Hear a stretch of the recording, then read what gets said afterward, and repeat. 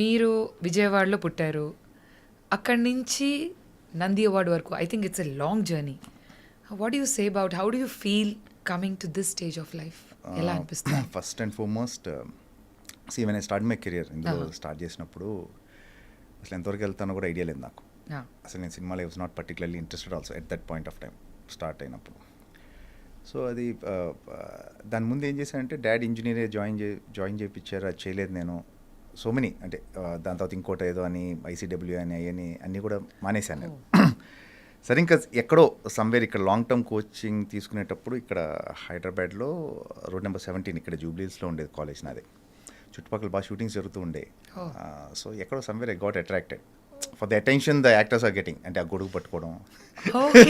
So అంటే at that point of time ఉంటుంది కదా when you are in like you know somewhere around 16-17. I thought బాగా treat చేస్తున్నారు కదా, వెళ్ళి ఏదో బాగుంది, బాగా సినిమాలు చూసేవాడిని. So suddenly got interest. దానికి తోడు దాని తర్వాత ఇంజనీరింగ్ మానేయటంతో యాక్టర్ అవుతానని చెప్పాను మా ఫాదర్కి. సో అఫ్కోర్స్ ఒప్పుకోరు, యాక్టర్ అవుతానంటే ఎవరు ఒప్పుకుంటారు? అంటే కలెక్టర్ అవుతాను, ఐఏఎస్లా కాదు కదా. సో వెంటనే యాక్టర్ అవుతానంటే ఈ వాజ్ కొంచెం రిలక్టెంట్గానే ఉన్నారు. బట్ లేటర్ నేను మధు ఫిల్మ్ ఇన్స్టిట్యూట్ జాయిన్ అయ్యి తర్వాత I was lucky enough actually. ఒక రకంగా నేను ఇన్స్టిట్యూట్ చేస్తున్నప్పుడే నాకు ఖుషి వచ్చింది. కౌరవుడ్ అనే ఫస్ట్ ఫిల్మ్ చేశాను నాగేంద్ర బాబు గారిది. ఖుషి అన్నీ కూడా నా ఇన్స్టిట్యూట్ జరుగుతున్నప్పుడే వచ్చాయి. ఐ బికేమ్ సీరియస్ ఆఫ్టర్ విక్రమార్కుడు. అప్పటి వరకు నేను కెరీర్గా దీన్ని పెట్టుకోవచ్చు, అంటే కెరీర్గా తీసుకోవచ్చు బికాస్ ఆఫ్ ద అన్ప్రెడిక్టబిలిటీ ఏదని అనుకోవచ్చు. So after Vikramarkudu I became serious and continue అయిపోయింది. అస్సలు ఊహించలేదు, అంటే never expected and to be around for so long.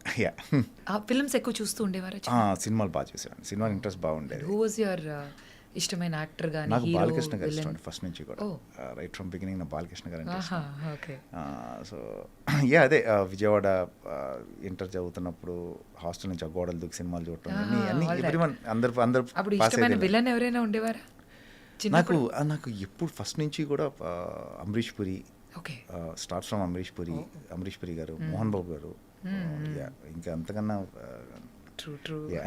Legends వాళ్ళు. సో ఇప్పుడు మీరు చాలా మూవీస్ చేస్తున్నారు వివిధ లాంగ్వేజెస్లో కూడా. వాట్ యూ థింక్ హౌ మీకు ఇప్పుడు ఇన్ని లాంగ్వేజెస్లో చేయడం ఎలా అనిపిస్తుంది?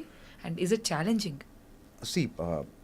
ఒకటి ఏంటంటే మన తెలుగు వరకు మన భాష మనం కంఫర్టబుల్గా ఉంటాం కాబట్టి ఎక్కడో dialogue and the reaction comes in sync. When you go to other languages డెఫినెట్గా కష్టమే. కష్టం ఇన్ ద సెన్స్ ఏంటంటే ఒక లాంగ్వేజ్ మీద హోల్డ్ లేకపోతే ఎక్స్ప్రెషను డైలాగ్ టైమింగ్లో రావు బేసికల్గా.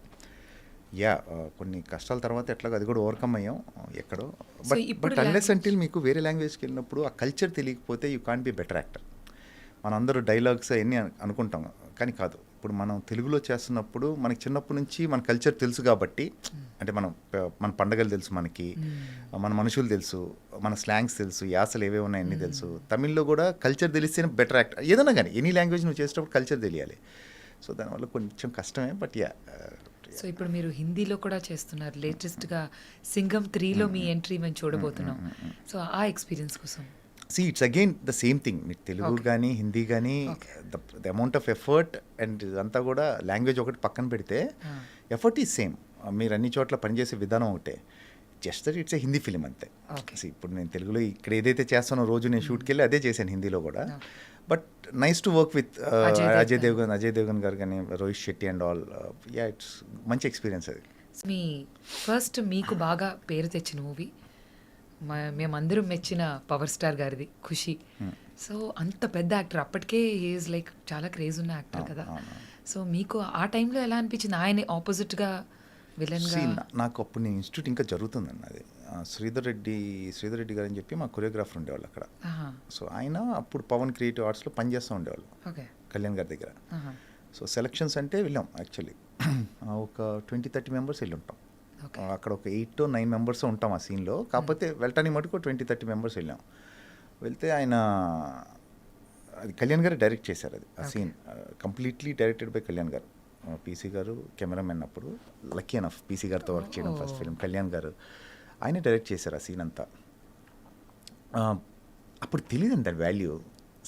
కళ్యాణ్ గారు, వీ నో దట్ కళ్యాణ్ గారు ఈజ్ ఎ బిగ్ స్టార్, అందులో డౌట్ లేదు. అప్పటికే ఆయన తొలి ప్రేమ అన్నీ ఆయన సినిమాలు చూస్తూనే ఉన్నాం. హ్యూజ్ స్టార్ ఆయన అప్పటికే. కాకపోతే నా ఉద్దేశం ఏంటంటే యాజ్ ఎ బిగినర్ నాకున్న ఇదేంటంటే ఒక సీనే కదా ఏంటిది అని ఫీలింగ్ నాకు పర్సనల్గా. అంటే మిస్కన్సెప్షన్ ఎలా ఉంటుందంటే మనం ఇన్స్టిట్యూట్ చేసాం రాగానే మనం ఏదో పట్టుకెళ్ళి మెయిన్ వెళ్ళి ఇచ్చేయాలి ఇలా ఉంటాయి అంటే ఆ పర్టికులర్ ఏజ్ దాంట్లో. బట్ దాని వాల్యూ నాకు రిలీజ్ అయినతో తెలిసింది. నేను ఎక్కడో చార్మినార్ దగ్గర ఒక టీ షాప్ ఉంటుంది, ఇరానీ కెఫేకి వెళ్తే 3-4 మెంబర్స్ డబ్బులు తీసుకోలేదు just because I was part of Khushi. అది హైదరాబాద్ బేస్డ్ సీన్ బాగా అంటే కండాలా కాయకూరే గండిపేట్ జాయింగే. సో వెరీ టిపికల్ హైదరాబాద్ దాంట్లో ఉంటుంది, స్లాంగ్లో ఉంటుంది అది. సో ఐ ఫెల్ట్ అంటే అంటే ఒక బిజినెస్ చేసే వ్యక్తి డబ్బులు తీసుకోవట్లేదంటే imagine how big star Kalyan garu is. అతను రోజు చేసుకునే వ్యాపారం అది యాక్చువల్లీ. మనీ కూడా తీసుకోలేదు just because I'm part of Kushi. Imagine చేయండి అసలు హౌ బిగ్ ఇట్ ఈస్. నాకంటే దట్స్ వెన్ ఐ రియలైజ్డ్ ఏంటి అంటే రికగ్నిషన్ ఏంటి, ఫస్ట్ టైం గుర్తుపడుతున్నారు. డబ్బులు వదులుకోవడం అనేది చాలా పెద్ద విషయం. మీకు అర్థమైందా? ఏదో మీ సినిమాలు బాగా చేస్తారు లేకపోతే మీరు బాగున్నారు ఆ సినిమాలో అంతవరకు ఓకే. ఒక బిజినెస్ చేసుకునే వ్యక్తి డబ్బులు వదులుకోవడం అనేది something big just because I'm part of that film. అంతే కదా, గుర్తుపట్టారు కాబట్టే. So how old were you అప్పుడు అండి? I was 20 and by then that's it 20-21 probably. సో దీనివల్ల నాకు నా లైఫ్ ఇలా డ్రైవ్ అవుతుందని మీకు అసలు నో ఐడియా. అంటే మీకు ఇక్కడ విచిత్రంగా ఏంటంటే ఇప్పుడు మనం జాబ్ ఏదైనా ఉందనుకోండి, ఒక గ్రాడ్యుయేషన్ చేస్తేనో పలాంది చదివితేనో లేకపోతే కోర్స్ చేస్తేనో దానికి ఫర్దర్గా మనకి ఏవో రిజల్ట్స్ ఉంటాయి లేకపోతే ఇన్ని జాబ్ ఆపర్చునిటీస్ ఉంటాయి. ఇక్కడ ఏముంటుంది, ఇక్కడ ఏముండదు కదా. Unless until you don't discover your self. అసలు నీకు టాలెంట్ ఉందా లేదా అని కనుక్కోవాలి ఫస్ట్, నీకు నువ్వు కనుక్కోవాలి. మిగతా సంగతి తర్వాత, మిగతా వేరే వాళ్ళు చూస్తున్నారా లేదా తర్వాత సంగతి. ఎందుకంటే ఎవ్రీవన్ హ్యాస్ దేర్ పనులు ఉంటే ఫస్ట్ నీకు తెలియాలి అసలు నీకు టాలెంట్ ఉందా, నీకు పొటెన్షియల్ ఉందా, నువ్వు రియలైజ్ అవ్వాలి. వన్స్ యూ రియలైజ్ దట్ దాని తర్వాత ఏమవుతుందంటే ఆపర్చునిటీ రావాలి. సరే ఆపర్చునిటీ వచ్చింది అనుకుంటే చేసేసాం మనం, అది డైరెక్టర్ నచ్చాలి, అది ఎడిటింగ్లో ఉండాలి. So it has to come, రావాలి. మళ్ళీ నేను ఒక ఫిలిం చేశాను అప్పట్లో, ఒక రాజు ఒక రాణి అని చెప్పి Ravi Teja garu film. There's one small sequence bikes ఒకటి ఉంటుంది, యోగి గారు డైరెక్టర్. నేను సత్యం థియేటర్ ఫ్రెండ్స్ని కూడా తీసుకెళ్ళాను. సో సినిమా చూస్తున్నాం, అప్పుడే కొత్త కదా, సో సినిమా చూస్తున్నాం అందరిని పట్టుకెళ్ళి కూర్చొని నా సీన్ కోసం వెయిట్ చేస్తాను. నెవర్ కేమ్, ఎడిట్లో పోయింది. Then I realised it's not that మనం చేస్తే కాదు, there are so many things after that. అది ఎడిట్లో ఉండాలి, తర్వాత మనకి అంటే నెంబర్ ఆఫ్ థింగ్స్ కలిస్తే కానీ ఒక యాక్టర్ పేరు రాదు. So fortunate enough part of good films, work with good directors. So అన్నీ కలిసి రావాలి, చాలా కలిసి రావాలి. Talent has alternative, talent has option. మీకు టాలెంట్ బోల్డ్ మంది ఉన్నారు, అసలు ఒకళ్ళిద్దరు కాదు. నేను ఎప్పుడైతే keep on telling that talent చాలా ఆప్షన్స్ ఉంటాయి. Your relations, your behaviour, your attitude means a lot. అంతే. గ్రేట్. అయితే మీరు చెప్పిన మాట అయితే అన్నిట్లో వర్తిస్తుందని ఎవ్రీవేర్. ప్రొఫెషన్ మైట్ బి అటు ఇటు డిఫరెంట్ ఉండొచ్చు కానీ it's all the same. So మీలాగా ఇప్పుడు మీ గురించి మేము విన్నది ఏంటంటే ఇప్పుడు చదువు మధ్యలో స్టాప్ చేసి కూడా మీరు హైదరాబాద్ వచ్చేసారు అకస్మాత్తుగా. ఆ తర్వాత మీరు రియలైజ్ అయ్యారు something very uncertain usually.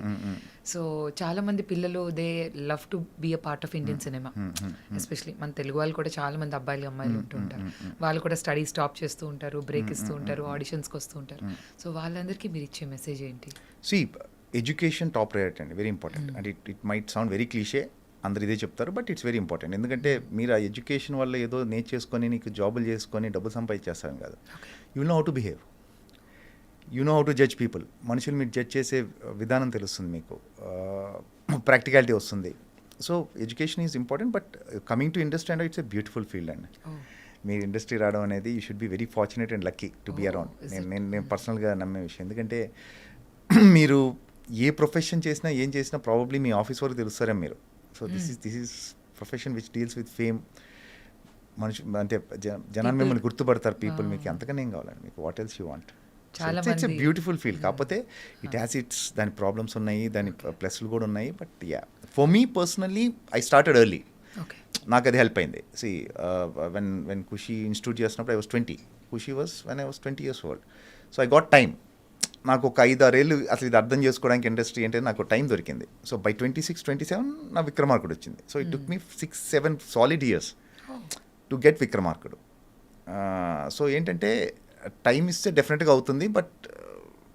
Again depends on your will power, how long నీకు you ఎంత can sustain. ఎంత కావాలనుకుంటున్నావు నువ్వు, ఎంత ఎంత ఎంత ఇదిగా ఈ ప్రొఫెషన్లో ఉండాలనుకుని, ఈ ప్రొఫెషన్ ఇన్ఫ్యాక్ట్.